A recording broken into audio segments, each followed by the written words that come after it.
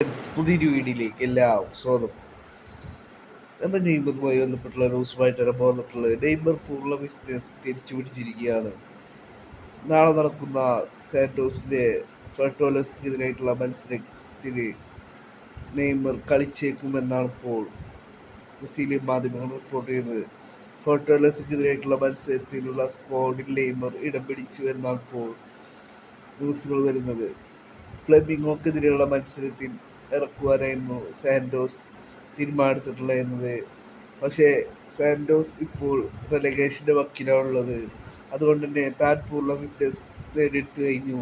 അതുകൊണ്ട് തന്നെ താൻ ഫെർട്ടോലസിനെതിരായിട്ടുള്ള മത്സരത്തിൽ താൻ തയ്യാറാണ് എന്നുള്ള കാര്യം സാന്റോസിനോട് നെയ്മർ അങ്ങോട്ട് ആവശ്യപ്പെടുകയായിരുന്നു. നാളത്തെ മത്സരത്തിൽ താൻ കളിക്കുവാൻ അവൈലബിൾ ആണ് എന്നുള്ള കാര്യം ബ്രസീലിയൻ മാധ്യമം ഗ്ലോബോ റിപ്പോർട്ട് ചെയ്യുന്നു.